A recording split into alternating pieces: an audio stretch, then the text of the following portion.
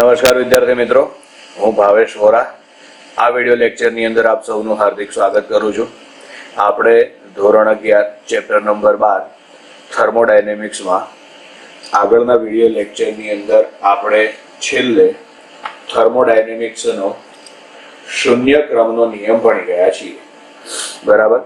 હવે આ વિડિયો લેક્ચરમાં આપણે થર્મોડાયનેમિક્સનો પ્રથમ નિયમ આપણે ભણીશું. થર્મોડાયનેમિક્સનો પ્રથમ નિયમ આપણે ભણીશું. એના માટે સૌથી પહેલા એક વસ્તુ ધ્યાનમાં રાખી લો. તંત્રની આંતરિક ઉર્જા હોય, કઈ સંજ્ઞા વડે દર્શાવાય ને આપણે અહીં આગળ જોઈ લઈએ. તંત્રની આંતરિક ઉર્જા હોય તો આંતરિક ઉર્જાને U વડે દર્શાવાય છે. બરાબર. અને ઉષ્મા હોય, તંત્રની ઉષ્મા, તો એને Q વડે દર્શાવાય. અને થયેલું કોઈ પણ કાર્ય હોય તો એ કાર્યને W વડે દર્શાવાય. બરાબર. આ વસ્તુ આપણે યાદ રાખવાની છે. આંતરિક ઉર્જાને U વડે દર્શાવાય, ઉષ્માને Q વડે દર્શાવાય અને થયેલ કાર્યને W વડે દર્શાવાય. બરાબર. હવે એક વસ્તુ ધ્યાનમાં રાખવાની, તંત્રની આંતરિક ઉર્જા છે ને U, બરાબર છે, એને બે રીતે બદલી શકાય. બરાબર છે. તંત્રની આંતરિક ઉર્જા U છે ને, તેને આપણે બે રીતે બદલી શકીએ. કઈ બે રીતે? તો કે ઉષ્મા અને કાર્ય બંને વડે આપણે બદલી શકાય. તંત્રની આંતરિક ઉર્જા U છે ને, એ ઉષ્મા અને કાર્ય બંનેના લીધે બદલી શકીએ છીએ. હવે આપણે માની લઈએ, ધારો કે તંત્રને આપવામાં આવેલ ઉષ્મા, તો તંત્રને આપવામાં આવેલી ઉષ્મા છે ડેલ્ટા Q. બરાબર છે. ધારો કે તંત્રને આપવામાં આવેલ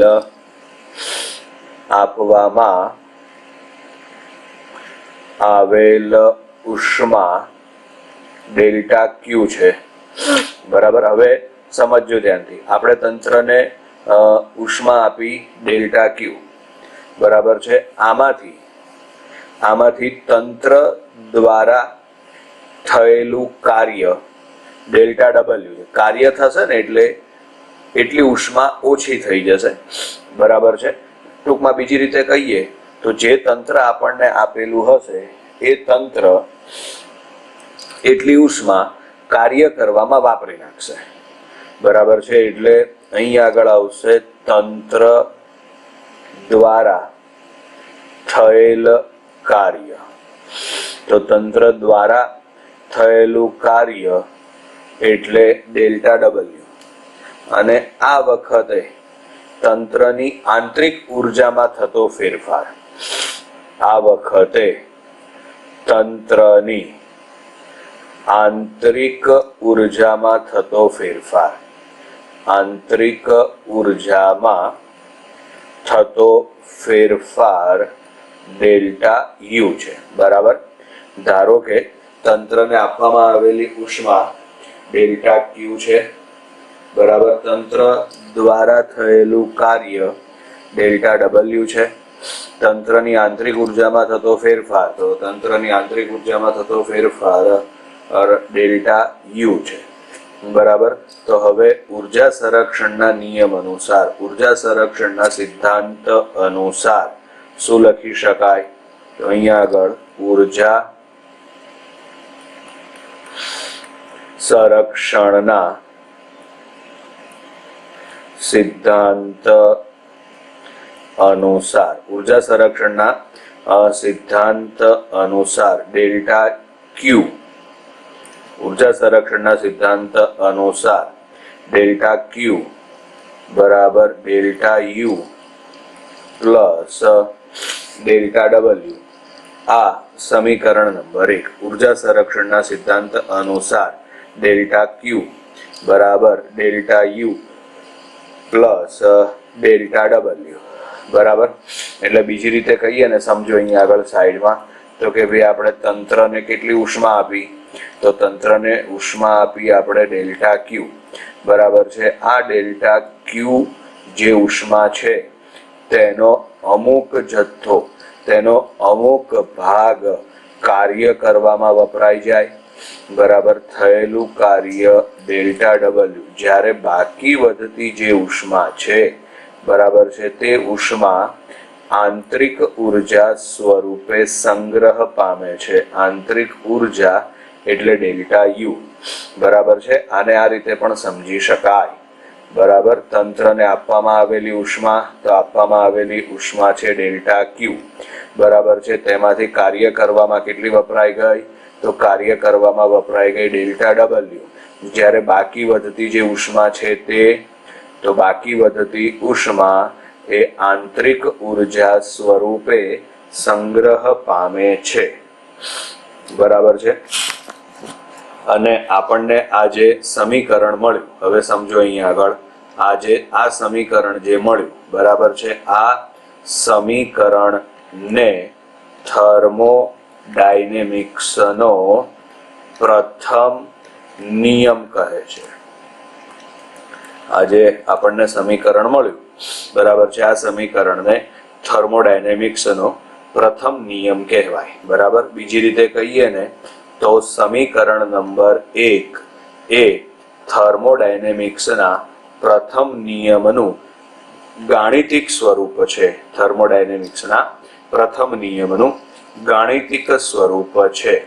સમીકરણ નંબર 1 પરથી, હવે સમીકરણ નંબર 1 માંથી આપણે છે ને ડેલ્ટા યુ ને કરતા બનાવી દઈએ, તો માટે ડેલ્ટા યુ બરાબર શું લખાય, તો ડેલ્ટા યુ બરાબર આવશે ડેલ્ટા ક્યુ માઇનસ ડેલ્ટા ડબલ્યુ. સમીકરણ નંબર 2 ડેલ્ટા યુ બરાબર ડેલ્ટા ક્યુ માઇનસ ડેલ્ટા ડબલ્યુ બરાબર છે. એટલે સમીકરણ નંબર 2 પણ થર્મોડાયનેમિક્સના પ્રથમ નિયમનું ગાણિતિક સ્વરૂપ જ છે બરાબર.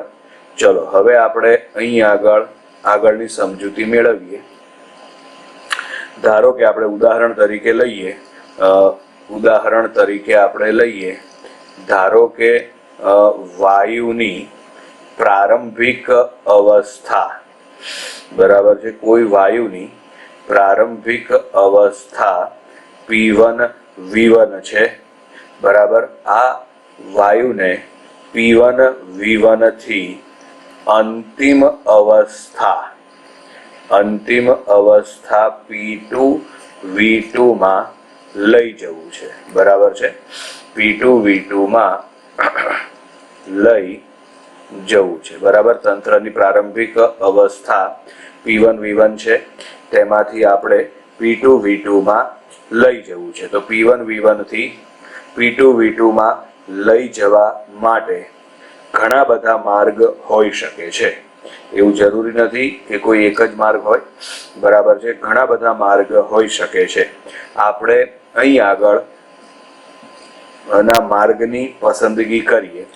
ધારો કે પહેલા આપણે દબાણ અચળ રાખીએ છીએ બરાબર છે. પ્રારંભમાં આપણે દબાણ અચળ રાખીએ છીએ અને માત્ર કદ V1 થી V2 સુધી કરીએ છીએ બરાબર છે. દબાણ અચળ એટલે પ્રારંભિક અવસ્થા P1 V1 થઈ, તો આ વખતે અંતિમ અવસ્થા આવશે P1 V2 બરાબર. દબાણ અચળ છે, માત્ર કદ જ બદલાયું V1 થી V2 બરાબર છે. એટલે આ વખતે માત્ર કદ બદલાશે. P1 V1 એ પ્રારંભિક અવસ્થા અને P1 V2 એ અંતિમ અવસ્થા છે બરાબર છે. હવે આપણે કદ અચળ રાખીએ અને દબાણ છે ને, તો એ દબાણ આપણે P1 થી વધારીને અથવા તો P1 થી આપણે P2 કરી નાખીએ બરાબર છે. તો હવે પરિસ્થિતિ શું આવશે, હવે પરિસ્થિતિ એ આવશે કે આ અંતિમ અવસ્થા હતી P1 V2, તો હવે એ બીજી પ્રક્રિયા માટે કઈ અવસ્થા બનશે, પ્રારંભિક અવસ્થા. એમાંથી બદલાઈને હવે P2 V2 થઈ જશે બરાબર. એટલે હવે અંતિમ અવસ્થા આપણને કઈ મળી ગઈ, તો અંતિમ અવસ્થા આપણને મળી ગઈ P2 V2 બરાબર છે. ચાલો, એટલે આ આપણે સમજવા માટે સરળતા માટે એક માર્ગ લીધેલો છે, બરાબર છે. આનાથી ઊંધું પણ કરી શકાય કે ભાઈ પહેલા આપણે દબાણ અચળ રાખ્યું ને, આમાં જે તમને સ્ક્રીન ઉપર દેખાય છે એમાં દબાણ અચળ છે. ઊંધું પણ કરી શકાય, એટલે કે કદ અચળ રાખી શકાય અને પછી દબાણ અચળ રાખી શકાય, બરાબર છે. એક બીજી વસ્તુ ધ્યાનમાં રાખજો, આની અંદર યુ એટલે શું આવશે? તો યુ એટલે આપણે ઉપર લખ્યું હતું આંતરિક ઉર્જા, બરાબર છે. તો આ વસ્તુ ધ્યાનમાં રાખવાની. તંત્રની જે આંતરિક ઉર્જા છે, તંત્રની આંતરિક ઉર્જા એટલે કે યુ, બરાબર છે ને. આ યુ એ અવસ્થા વિધેય છે, બરાબર છે, અથવા તો આને કહેવાય યુ એ અવસ્થા ચલ છે. અવસ્થા ચલ એટલે એ માત્ર છે ને અવસ્થા ઉપર જ આધાર રાખે, એટલે આંતરિક ઉર્જામાં થતો ફેરફાર ડેલ્ટા યુ છે ને એ માત્ર તંત્રની પ્રારંભિક અવસ્થા અને અંતિમ અવસ્થા પર જ આધાર રાખે છે, બરાબર. ડેલ્ટા યુ એટલે આંતરિક ઉર્જાનો થતો ફેરફાર એ તંત્રની પ્રારંભિક અવસ્થા અને અંતિમ અવસ્થા પર જ આધાર રાખે છે. પછી તમે માર્ગ ગમે તે પસંદ કરો, પસંદ કરેલા માર્ગ ઉપર આધાર રાખતું નથી, બરાબર છે. જ્યારે બાકી વધતું બે એટલે કે કાર્ય અને આપવામાં આવેલી ઉષ્મા, બરાબર છે, એટલે કે ડેલ્ટા ક્યુ અને ડેલ્ટા ડબલ્યુ, બરાબર છે. આ બંને છે ને એ પ્રક્રિયાના માર્ગ પર આધાર રાખે છે, બરાબર. પ્રક્રિયાના માર્ગ ઉપર આધાર રાખે છે. ડેલ્ટા ક્યુ અને ડેલ્ટા ડબલ્યુ એ પ્રક્રિયાના માર્ગ ઉપર આધાર રાખે છે. તમે કયા માર્ગ પર પ્રક્રિયા કરો છો એના ઉપર આધાર રાખે છે. પણ સમીકરણ નંબર 2 જુઓ, તમારી સ્ક્રીન ઉપર છે જ, બરાબર. પણ એના ઉપરથી એવું કહી શકાય કે ડેલ્ટા યુ બરાબર શું છે? ડેલ્ટા ક્યુ માઇનસ ડેલ્ટા ડબલ્યુ, એટલે કે delta Q minus delta W A પ્રક્રિયાના માર્ગ ઉપર આધાર રાખતું નથી. માત્ર શેના ઉપર આધાર રાખે? તો એ માત્ર પ્રારંભિક અવસ્થા અને અંતિમ અવસ્થા પર જ આધાર રાખે છે, બરાબર. ચલો, હવે થર્મોડાયનેમિક્સમાં આપણે કાર્યનું સૂત્ર મેળવવાનું છે. કાર્યનું મેળવવાનું એટલે કે આપણે સીધું સ્વીકારવાનું જ છે, બરાબર છે. આપણે પિસ્ટન ખસી શકે એવો પિસ્ટન વિચારી લઈએ આપણે, બરાબર છે. આપણે એવું તંત્ર વિચારીએ કે જેની અંદર ખસી શકે તેવો, હવા ચુસ્ત રીતે ખસી શકે તેવો પિસ્ટન આવેલો છે, બરાબર. અને આ નળાકાર પાત્રની અંદર વાયુ ભરવામાં આવે છે, બરાબર છે. પિસ્ટનને ખસેડવા માટે, એટલે કે પિસ્ટનને ધક્કો મારવા માટે, બરાબર છે, વાયુ શું કરશે? તો કે વાયુ તેના ઉપર કાર્ય કરશે, બરાબર છે. આપણે આ કાર્ય શોધવાનું છે, બરાબર છે. આ સાબિતી તમને ટેક્સ્ટબુકમાં આપેલી નથી, બરાબર છે. ટેક્સ્ટબુકની અંદર તો ડાયરેક્ટ સમીકરણ જ આપેલું છે, એટલે તમારે ડાયરેક્ટ સમીકરણ જ યાદ રાખવાનું છે. પણ આપણે અત્યારે અહીંયા એની સાબિતી તમને આપી દઈએ કે ભાઈ આ રીતે એની સાબિતી આવશે, બરાબર છે. એટલે આ રીતે આમ આ પિસ્ટન ધરાવતું પાત્ર છે, હવા ચુસ્ત રીતે. હવે ધારો કે આ પિસ્ટનને આપણે ઉપર તરફ ધક્કો મારીએ છીએ, ધારો કે ઉપર તરફ આપણે એને ડેલ્ટા એક્સ જેટલું સ્થાનાંતર આપીએ છીએ. આપણે તંત્રને ધારો કે ડેલ્ટા એક્સ, પિસ્ટનને ધારો કે ડેલ્ટા એક્સ જેટલું સ્થાનાંતર આપવામાં આવે છે. તો આ વખતે થતું કાર્ય ડેલ્ટા ડબલ્યુ બરાબર એફ ઇન્ટુ ડેલ્ટા એક્સ આવે, બળ ગુણ્યા સ્થાનાંતર આવશે, બરાબર. પરંતુ બળ એફ બરાબર પી ઇન્ટુ એ લખાય, જ્યાં પી એટલે દબાણ, એ એટલે ક્ષેત્રફળ, બરાબર છે. તરલના મિકેનિક્સમાં આ સૂત્ર આપણે આવી ગયું છે. તો અહીંયા આગળ ડેલ્ટા ડબલ્યુ બરાબર એફ ના બદલે તમે લખો પી એ ઇન્ટુ ડેલ્ટા એક્સ. હવે એ ઇન્ટુ ડેલ્ટા એક્સ, એ એટલે ક્ષેત્રફળ અને ડેલ્ટા એક્સ એટલે પિસ્ટનને આપવામાં આવેલું સ્થાનાંતર.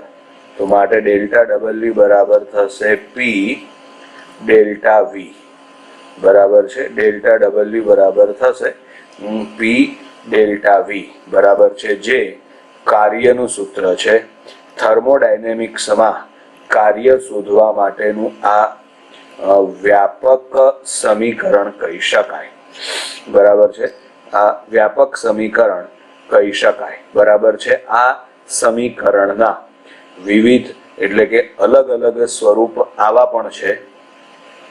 ડેલ્ટા ડબલ્યુ બરાબર પી ડેલ્ટા વી. પછી કુલ કાર્ય શોધવા માટે ડબલ્યુ બરાબર ઘણી વખત આવું પણ લખેલું હોય છે સિગ્મા પી ડેલ્ટા વી, અથવા તો કુલ કાર્ય શોધવા માટે ઘણી વખત સંકલન પણ કરેલું હોય છે, બરાબર. આ એકના એક જ સમીકરણના અલગ અલગ સ્વરૂપ છે, બરાબર. એટલે ડેલ્ટા ડબલ્યુ બરાબર પી ડેલ્ટા વી બરાબર જે એટલે કે થર્મોડાયનેમિક્સમાં કાર્ય શોધવા માટેનું વ્યાપક સમીકરણ છે, બરાબર. ચલો હવે ત્યાર પછી આગળ વિશિષ્ટ ઉષ્મા ધારિતા. જો કે આ વસ્તુની સમજૂતી આપણે આગળ 11મા ચેપ્ટરમાં આવી ગઈ છે, બરાબર છે. સૌથી પહેલા આપણે ઉષ્મા ધારિતા કોને કહેવાય, બરાબર છે. આ સૌથી પહેલા આપણે ઉષ્મા ધારિતાને કેપિટલ એસ વડે દર્શાવવામાં આવે, બરાબર. તો યાદ રાખવાનું, પદાર્થને આપવામાં આવેલી ઉષ્મા ધારો કે ડેલ્ટા ક્યુ છે અને તેને અનુરૂપ તાપમાનમાં થતો ફેરફાર ડેલ્ટા ટી છે. આ બંનેના ગુણોત્તરને પદાર્થની ઉષ્મા ધારિતા કહે છે. પદાર્થને આપવામાં આવેલ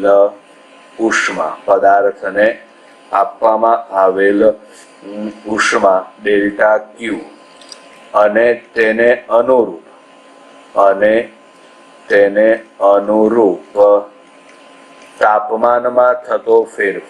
અનુરૂપ તાપમાનમાં થતો ફેરફાર ડેલ્ટા ટી.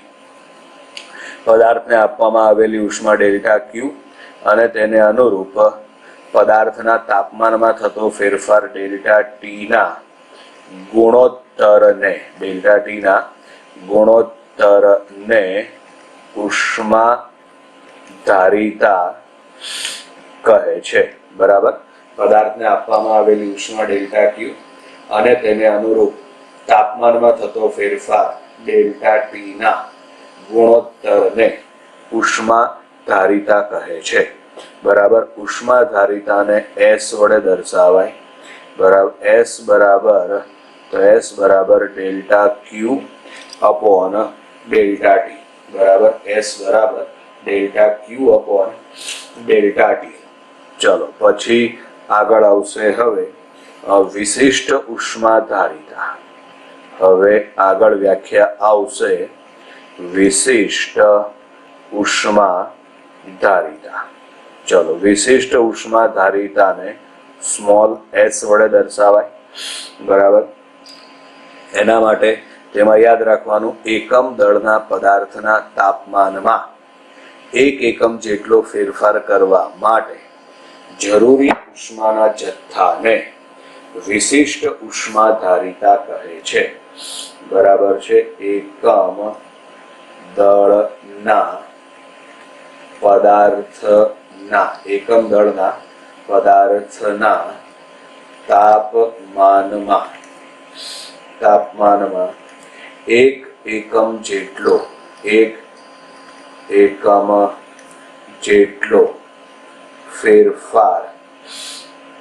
ફેરફાર કરવા માટે જરૂરી ઉષ્માના જથ્થાને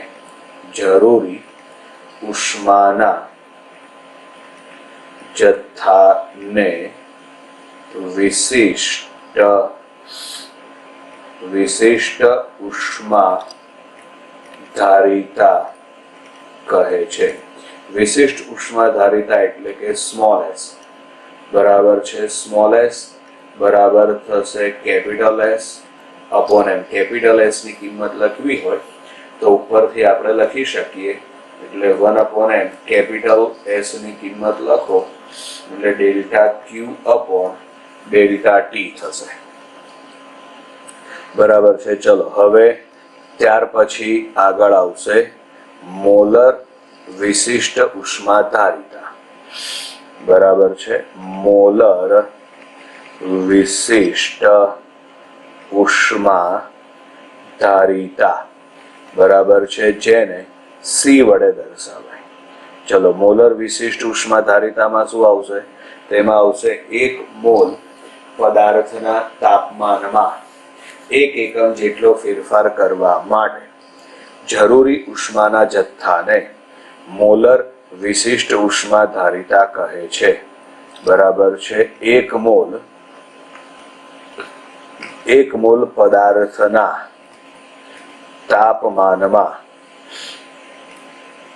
1 એકમ જેટલો ફેરફાર કરવા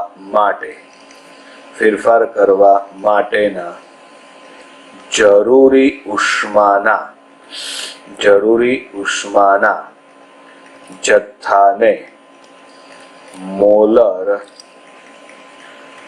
વિશિષ્ટ ઉષ્મા ધારિતા કહે છે, બરાબર. 1 મોલ પદાર્થના તાપમાનમાં 1 એકમ જેટલો ફેરફાર કરવા માટે જરૂરી ઉષ્માના જથ્થાને મોલર વિશિષ્ટ ઉષ્મા ધારિતા કહે છે. મોલર વિશિષ્ટ ઉષ્મા ધારિતાને સી વડે દર્શાવાય, બરાબર છે.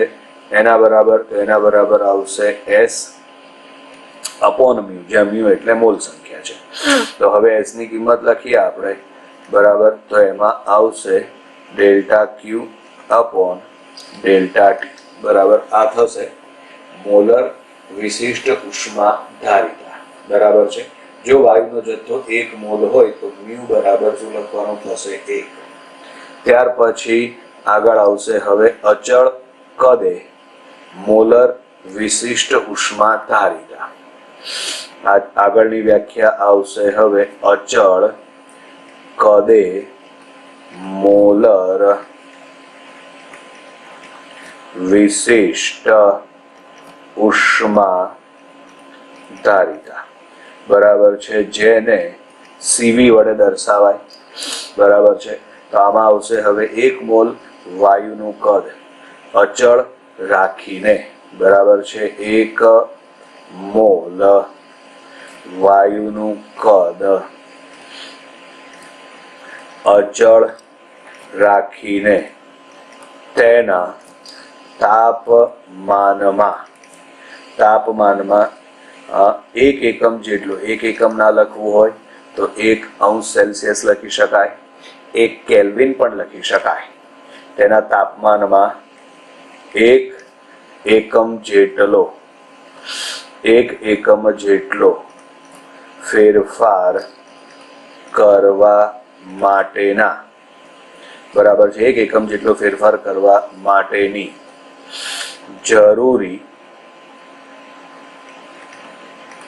જરૂરી ઉષ્માને શું કહેવાય? તો જરૂરી ઉષ્માને અચળ કદે મોલર વિશિષ્ટ ઉષ્મા ધારિતા કહે છે. 1 મોલ વાયુનું કદ અચળ રાખીને તેના તાપમાનમાં 1 એકમ જેટલો ફેરફાર કરવા માટે જરૂરી ઉષ્માના જથ્થાને અચળ કદે મોલર વિશિષ્ટ ઉષ્મા ધારિતા કહે છે.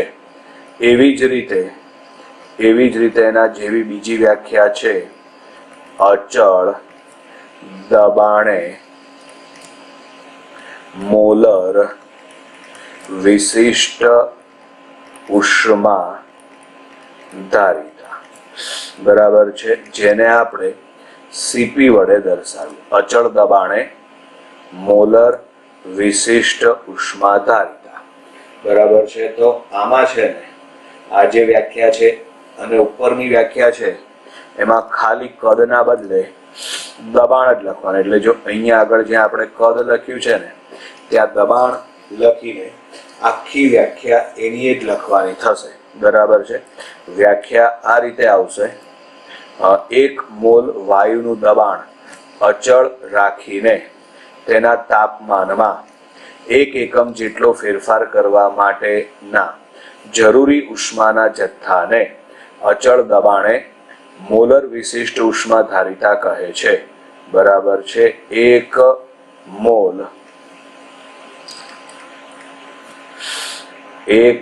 મોલ વાયુનું દબાણ અચળ રાખીને તેના તાપમાનમાં 1 એકમ જેટલો ફેરફાર કરવા માટે જરૂરી ઉષ્માના જથ્થાને અચળ દબાણે મોલર વિશિષ્ટ ઉષ્મા ધારિતા કહે છે. બરાબર વિદ્યાર્થી મિત્રો, એટલે આ સીપી અને સીવી ની વ્યાખ્યા તૈયાર થઈ ગઈ. બરાબર છે. હવે આપણે આગળ એક મોસ્ટ આઈએમપી થિયરી ભણવાની છે. બરાબર છે. સીપી અને સીવી વચ્ચેનો સંબંધ. બરાબર, આ એક મોસ્ટ આઈએમપી થિયરી છે. બરાબર છે. એમાં એવું પૂછાય કે સીપી માઇનસ સીવી બરાબર આર સાબિત કરો.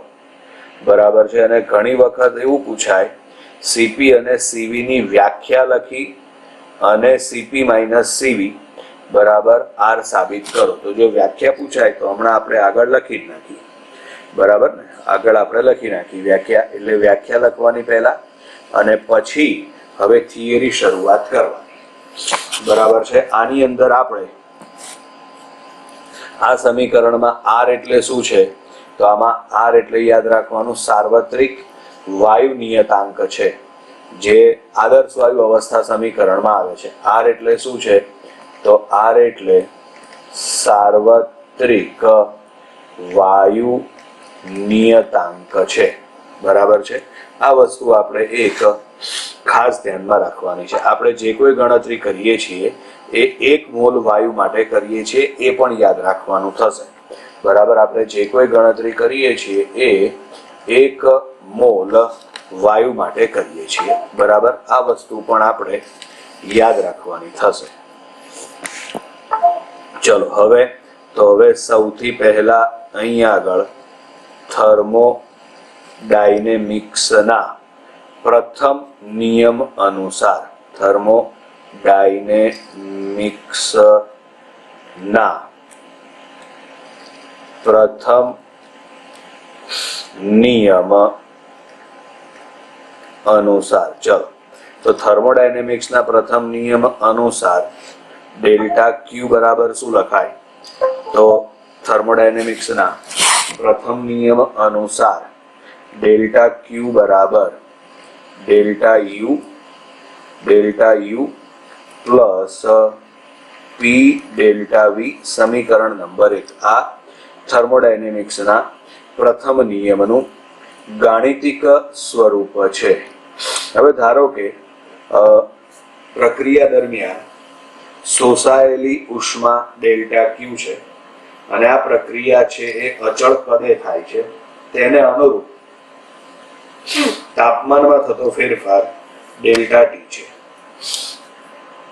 બરાબર, અહીં આગળ આપણે એવું માની લઈએ, ધારો કે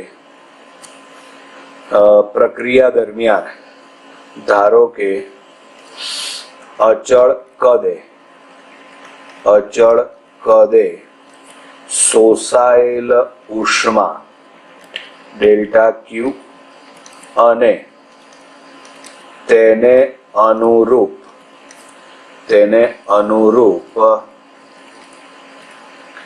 તાપમાનમાં થતો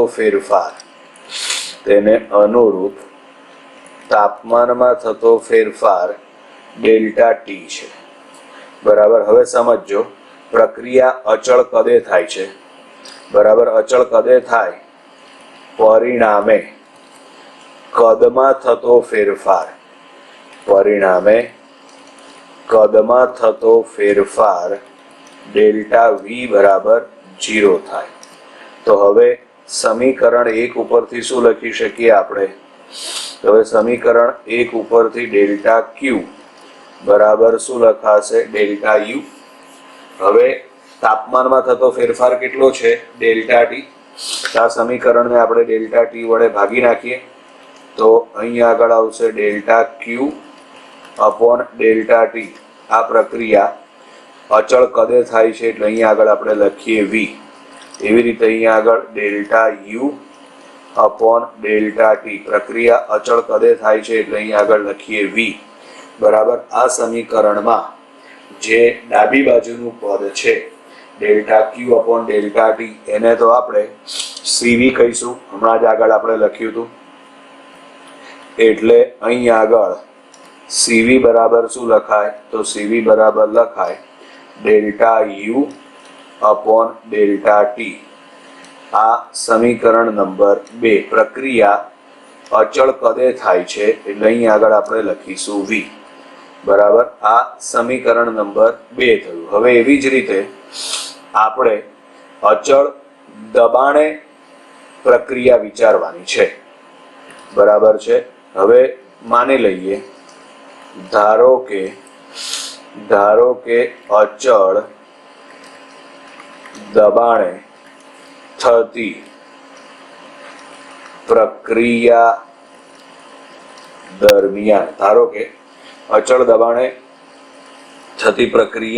દરમિયાન શોષાયેલ ઉષ્મા ડેલ્ટા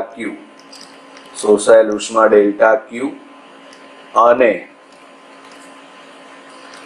તેને અનુરૂપ તાપમાનમાં થતો ફેરફાર ડેલ્ટા ટી છે. બરાબર. તો હવે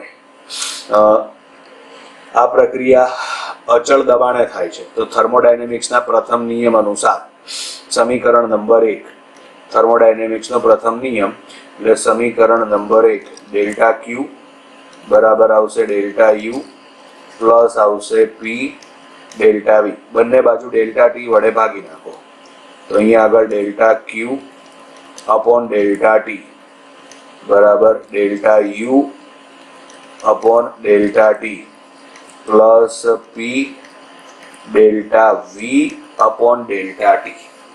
બરાબર છે. આ પ્રક્રિયા અચળ દબાણે થાય છે એટલે અહીંયા આગળ બહાર આપણે પી લખી નાખીએ. હવે સમજો ધ્યાનથી, આ સમીકરણમાં ડાબી બાજુનું પદ એ છે સીપી, અચળ દબાણે વિશિષ્ટ ઉષ્મા ધારિતા. તો માટે અહીંયા આગળ સીપી બરાબર શું લખાય? તો સીપી બરાબર લખાય delta U upon delta T, કૌંસની બહાર લખીશું પી, વત્તા અહીંયા આગળ આવશે P delta V upon delta T, અહીંયા આગળ લખીશું પી. સમીકરણ નંબર 3. 3 માંથી 2 ને બાદ કરી દો એટલે 3 અને 2 ની બાદબાકી કરો. બરાબર. એટલે અહીં લખીએ સમીકરણ 3 માંથી, સમીકરણ 2 જોઈ લેજો આગળ. સમીકરણ 3 માંથી સમીકરણ 2 ને બાદ કરતા, સમીકરણ 2 ઉપર જ હતું હમણાં, બાદ કરો એટલે આપણને આવું મળશે સીપી માઇનસ સીવી બરાબર P delta V upon delta T. સમીકરણ નંબર 4. હવે આને સાબિત કરવા માટે આદર્શ વાયુ અવસ્થા સમીકરણ બરાબર સાબિત કરવા માટે આદર્શ વાયુ અવસ્થા સમીકરણ પરથી ચલો આદર્શ વાયુ અવસ્થા સમીકરણ ઉપરથી પીવી બરાબર શું આવશે? Mu RT. પરંતુ આપણે થિયરી આગળ ચાલુ થઈ ત્યારે જ સૌથી પહેલા કીધું હતું આપણે વાયુનો જથ્થો છે ને 1 મોલ લેવાનો છે, એટલે મ્યુ બરાબર તમે આમાં મૂકી દો 1, માટે પીવી બરાબર શું આવશે? તો પીવી બરાબર આવશે આરટી. બરાબર છે. આ સમીકરણ ઉપરથી આપણે આવું લખી શકીએ, અહીં આગળ પી ડેલ્ટા વી બરાબર આવશે આર ડેલ્ટા ટી. બરાબર, આર ને કરતા બનાવો એટલે ડેલ્ટા ટી છેદમાં જશે, એટલે P delta V upon delta T બરાબર આર. આ કિંમત છે ને તમે સમીકરણ નંબર 4 માં મૂકી દો, માટે સીપી માઇનસ સીવી બરાબર આર સાબિત થઈ જશે. સીપી માઇનસ સીવી બરાબર આર સાબિત થઈ જશે.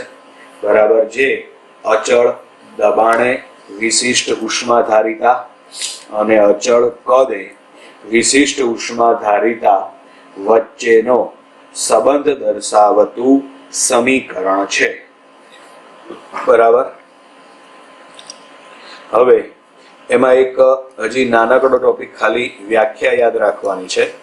પાણીની વિશિષ્ટ ઉષ્માધારિતા બરાબર છે, એમાં 1 કેલરીની વ્યાખ્યા આવે છે. તો 1 કેલરીની વ્યાખ્યામાં પહેલા વ્યાખ્યા એવી આપવામાં આવી હતી 1 કેલરીની વ્યાખ્યામાં, બરાબર છે, કે ભાઈ 1 ગ્રામ પાણીનું તાપમાન 1 અંશ સેલ્સિયસ વધારવા માટે જરૂરી ઉષ્માના જથ્થાને 1 કેલરી કહેવાય. બરાબર, 1 ગ્રામ પાણીનું તાપમાન 1 અંશ સેલ્સિયસ વધારવા માટે જરૂરી ઉષ્માના જથ્થાને 1 કેલરી કહેવાય. બરાબર, આ જૂની વ્યાખ્યા હતી જે ખોટી હતી. એનું રીઝન કે તાપમાન કેટલું વધારવાનું છે? 1 અંશ સેલ્સિયસ. હવે સમજો, માનો કે પાણીનું તાપમાન છે 30, તો 30 થી વધારીને આપણે 31 કરીએ. માનો કે પાણીનું તાપમાન છે 47 થી વધારીને આપણે 48 કરીએ, તો દરેકમાં વધારો તો કેટલો થાય છે? 1નો જ. પણ આ દરેક વખતે જરૂરી ઉષ્મા જુદી જુદી હોય. બરાબર છે, એટલે આ વ્યાખ્યા ફેલ ગઈ. શું હતી જૂની વ્યાખ્યા? 1 ગ્રામ પાણીનું તાપમાન 1 અંશ સેલ્સિયસ વધારવા માટે જરૂરી ઉષ્માના જથ્થાને 1 કેલરી કહેવાય. પણ દરેક વખતે 1 અંશ સેલ્સિયસ તાપમાન વધારવા માટે જરૂરી ઉષ્મા દરેક વખતે અલગ અલગ હતી, એટલે આ વ્યાખ્યા ફેલ ગઈ.